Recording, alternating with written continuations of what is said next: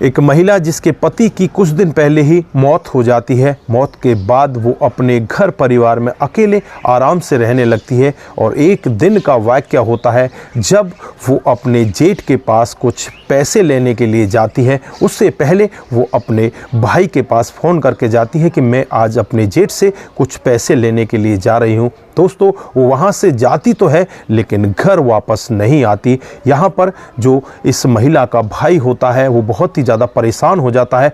परेशान होकर नज़दीकी थाने में पहुँच जाता है और वहाँ जाकर पूरा मामला पुलिस को बताता है कि इस तरह से मेरी बहन अपने जेठ के पास पैसे लेने के लिए गई थी लेकिन वहाँ से वापस नहीं लौटी। 2 दिन मेरी बहन को गायब हुए हो गए हैं। साहब, मेरी मदद कर दीजिए, मेरी बहन को ढूंढ दीजिए। दोस्तों, उसके बाद जब पुलिस उस व्यक्ति के पास पहुंचती है जो इस महिला का जेठ होता है और उसे गिरफ्तार करने के बाद जब उससे सख्ती के साथ पूछताछ करती है तो एक ऐसा सत्य वहां पर दिखाई देता है जिसे सुनकर हर कोई व्यक्ति दंग हो जाता है। जो जेठ होता है वो एक ऐसी कहानी बताता है, वो कहता है कि मैंने अपने भाई की मौत का बदला लिया है।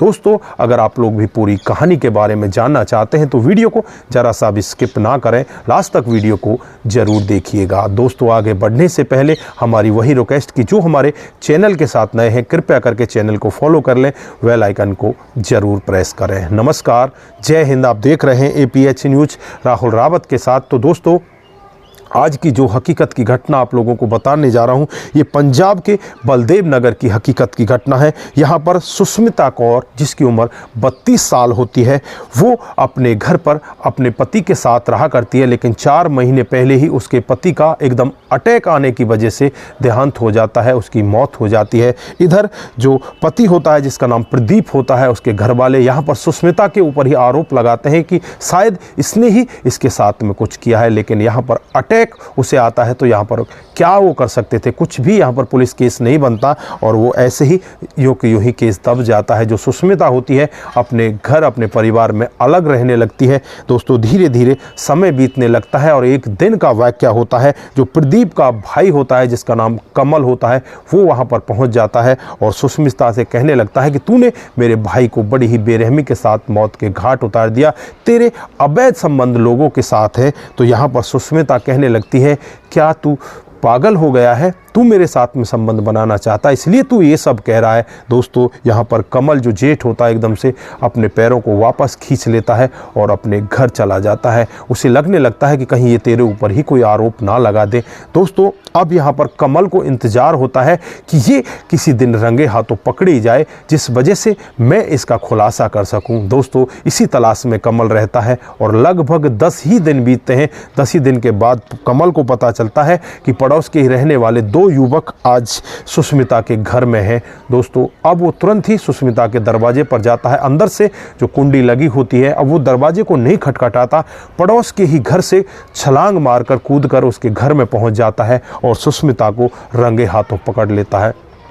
अब यहाँ पर कमल का जो गुस्सा होता है वो 7वें आसमान पर होता है। कमल यहाँ पर मार पिटाई करने लगता है। जो 2 युवक होते हैं वो वहाँ से फरार हो जाते हैं। सुष्मिता के साथ ये मार पिटाई करता है। सुष्मिता को भी लगने लगता है कि कमल बहुत ही ज़्यादा गुस्से में है, आज ये कुछ भी कर सकता है। फिर यहाँ पर सुष्मिता कमल के पैरों को पकड़ लेती है और हाथ जोड़कर उससे माफ़ी मांगने लगती है। कहने लगती है कि मुझे माफ़ कर दो, मुझसे बहुत बड़ी गलती हो गई, अब दोबारा कभी ऐसी भविष्य में मैं गलती नहीं करूँगी, मुझे कृपया करके छोड़ दो। उसके बाद कमल यहाँ पर सुष्मिता को छोड़ देता है और उसके बाद अपने घर चला जाता है। दोस्तों, यहाँ पर कमल के दिमाग में कुछ और ही प्लान चल रहा था और फिर एक दिन का वाक़या होता है जब सुष्मिता अपने घर से अपने जेठ के पास कुछ पैसे लेने के लिए आती है। उसे जेठ अपने खेतों पर बुलाता है। दोस्तों, यहाँ पर जेठ उसे पैसे देने से पहले ही उसकी गर्दन को दबाने लगता है, उसके गले को तब तक दबा कर रखता है जब तक कि उसकी मौत नहीं हो जाती। वहीं पर भूसा पड़ा होता है, उसी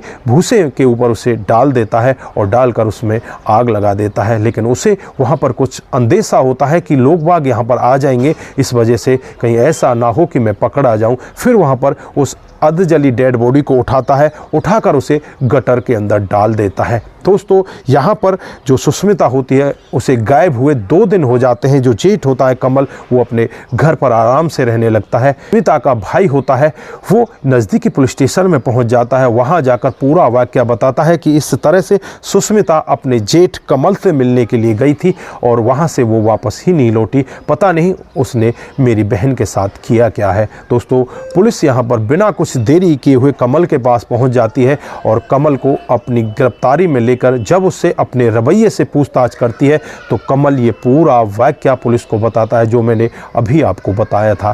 दोस्तों उसके बाद यहाँ पर पुलिस उसके खिलाफ तमाम धाराएं लगा देती है और उसे जेल के अंदर बंद कर देती है। यहाँ पर कमल एक बात और कहता है कि इसने मेरे भाई को बड़ी बेरहमी के साथ मौत के घाट उतारा था, इसलिए मैंने अपने भाई का बदला लिया, मुझे इस सब का कोई अफसोस नहीं है। तो दोस्तों यहाँ पर पुलिस उसे जेल के अंदर भेज देती है। लेकिन यहाँ पर बड़ा सवाल कि क्या जेठ ने जो किया था वो उचित था या अनुचित था? आप क्या कहना चाहते हैं?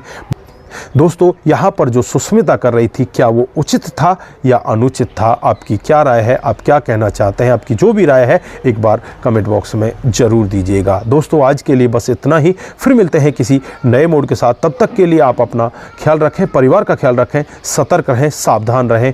दोस्तों यहाँ पर कानून किसी को भी इस तरह की इजाज़त नहीं देता। अगर कोई व्यक्ति गलत है या तुम्हारे साथ में गलत कर रहा है तो तुम कानून का सहारा लेकर उसे पकड़वा सकते हो, लेकिन खुद कानून को हाथ में लोगे तो आप लोगों को भी नहीं बख्शा जाएगा, आपको जेल के अंदर भेज दिया जाएगा। तो दोस्तों आप अपना ख्याल जरूर रखें, रिश्तों की अहमियत को जरूर समझें। नमस्कार, जय हिंद,